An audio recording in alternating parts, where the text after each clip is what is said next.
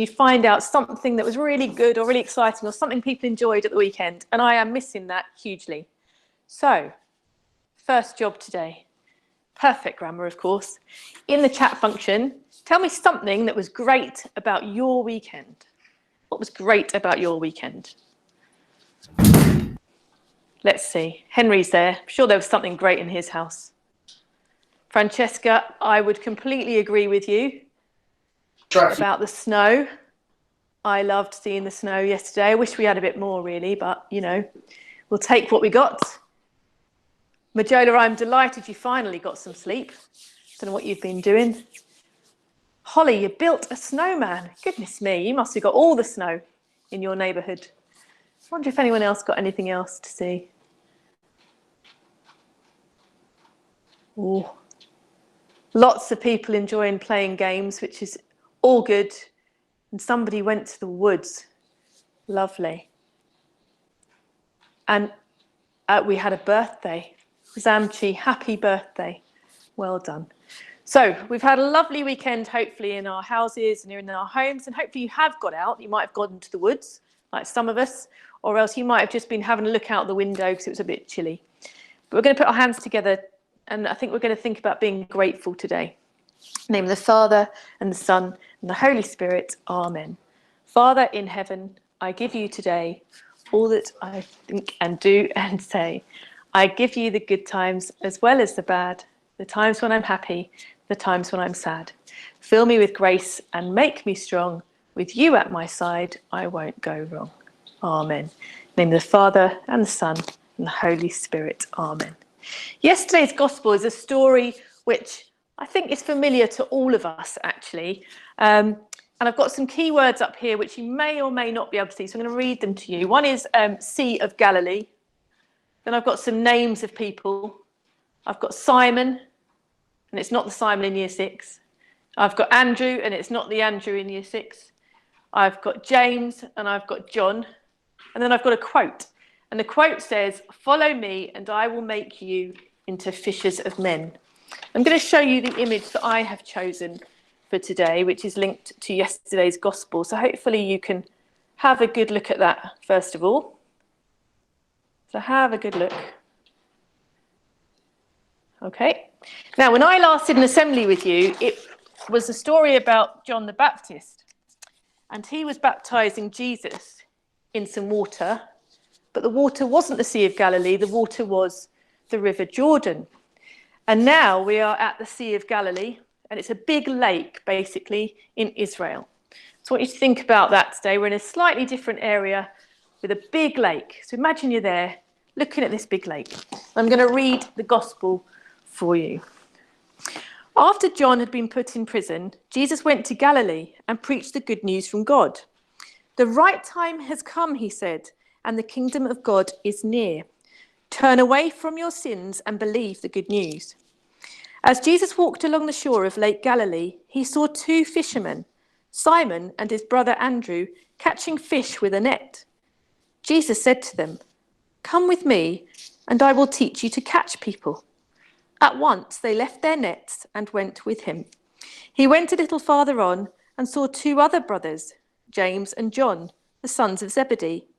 They were in their boat, getting their nets ready. As soon as Jesus saw them, he called them.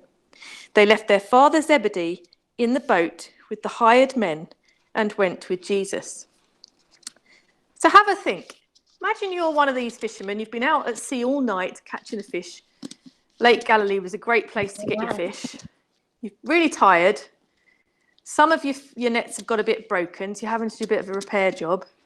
But you're there, and suddenly this person called Jesus, you may have heard of him already because others may have spread the word about what he's been doing. So up he comes and he stands in front of you. Have a think about what you might have been feeling if you were Simon or if you were Andrew. And how you might have felt at that time. And then think, he says to you, "I'm going to teach you to catch people." What does he mean by "I'm going to teach you to catch people"? What does that mean? I think, can we open the chat, Mr. Kenner? Yeah. What do you think Jesus meant that he wanted people to catch people? I don't think they were playing a game of it. So why did Jesus want people to catch people? Let's have a look. Oh, I've got some answers coming in. Quick off the mark. Kuchiku, really quick today. Well done.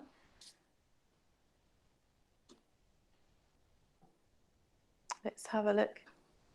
It is a bit confusing, I'd agree, about catching the fish. So these fishermen were good at catching fish, but this isn't what he wanted. I think Faseo's got it right there. I think Ikena's got it right there, really good.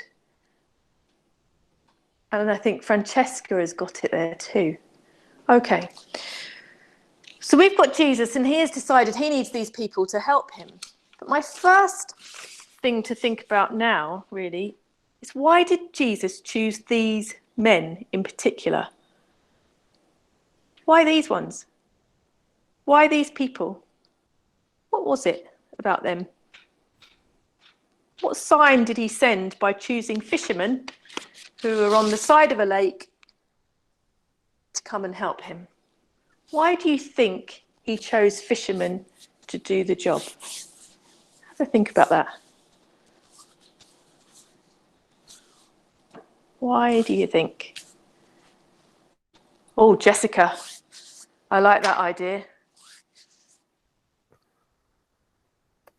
Yes, we have special, faithful, and talented. And I've got an answer there from Adora, which is a really interesting answer there about being determined. So because they were determined and patient all night to wait for the fish, they would make good people to come with him. So thinking ahead a little bit more, why did Jesus need to have followers? So what was it about that? Why did he want to have followers? He wants to have people who were faithful. Yeah, I think that's good. But why did he need to gather people together? Because it's a bit like him gathering some fish together, but he was gathering men together to come and help him. Why did he want to do that? Ella, I think that's a lovely idea, to help him so he won't be lonely. And Sylvain, because they're good at catch fish, they would be good. So he could spread the more the word. Yeah. Tell you are on form today, St. Fidelis, at home and in classrooms. This is really good today. So just have a moment now to sit back and have a listen. So you can stop typing now, you don't need to anymore. So I think Ella had it really well there. He wanted others to be on his journey with him. He wanted them to come and watch him, to see how he lived, to see what he did, and to see what he said to others so they could learn from him. And the reason he was doing that was because he was preparing them for the time when he knew eventually they were going to have to carry on with his work. So he said that, "Follow me and I will make you into fishers of men." He needed them to come with him to continue to spread the good news, which I think lots of people said there. He needed them to teach like he was doing, because he was doing lots of preaching and teaching, to lead other groups and to tell them all about God. Now, one of the reasons why Jesus really had this effect on people, where the fishermen did leave their father, so two of them left Zebedee, left them in the boat and off they went, was because of how kind Jesus was. And they either knew this because they'd heard about it, or they knew it because they'd seen it. They'd seen what he'd done. I have two things for you today, whether you are at home or whether you are at school. I want to know, how can you show kindness to someone close to you today?